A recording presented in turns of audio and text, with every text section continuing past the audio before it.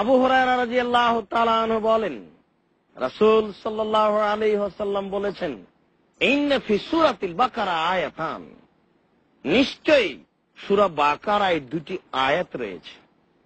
ইউকরাউ ফি বাইতিন ইয়ানফিরু শায়তান মিনহু, যখনই কোনো বাড়িতে সেই আয়াত দুটি পড়া হয় তখন সেই বাড়িতে শয়তান থাকে না, শয়তান সেই বাড়ি থেকে বের হয়ে যায়, পালিয়ে যায়।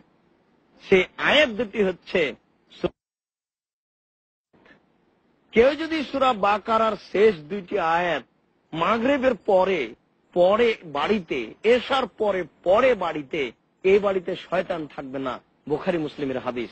আল্লাহর নবী বলছেন, আল্লাহর নবী বলছেন যে মান কারা আয়াতাইনে মিন আখির সূরাতিল বাকারা, কেউ যদি সূরা বাকারার শেষ দুইটি আয়াত পড়ে, কাফাতাহু, তাহলে তার জন্য সেই রাতে নিরাপদ থাকার জন্য যথেষ্ট। সূরা বাকারার শেষ দুইটি আয়াত যদি মানুষ পড়ে তাহলে সারা রাত তার জন্য আর কোনো সমস্যা হবে না।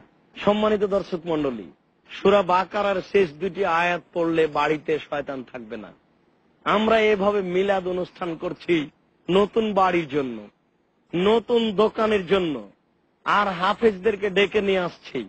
তারা কি পড়ছে না পড়ছে তাদের জন্য আমরা খাওয়ার পেশ করছি, আবার কিছু শেষে টাকাও দিচ্ছি, কাজটাও বেদাত।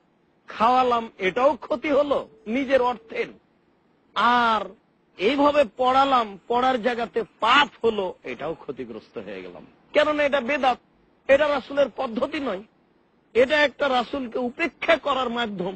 আল্লাহর নবী বলছেন, যেই বাড়িতে সূরা বাকারার শেষ দুইটি আয়াত পড়া হয় সেই বাড়িতে শয়তান থাকে না। আপনি নতুন বাড়ি করেছেন, কল্যাণ চাচ্ছেন, আপনি এখানে সূরা বাকারা পড়ুন, আপনি এখানে সূরা বাকারার শেষ দুইটি আয়াত পড়ুন। দেখুন, নতুন ঘরে, নতুন দোকানে, নতুন বাড়িতে, যে কোনো স্থানে যদি আপনি বরকত চান, যদি আপনি শয়তানকে দূর করা চান, সূরা বাকারার শেষ দুই আয়াত পড়ুন।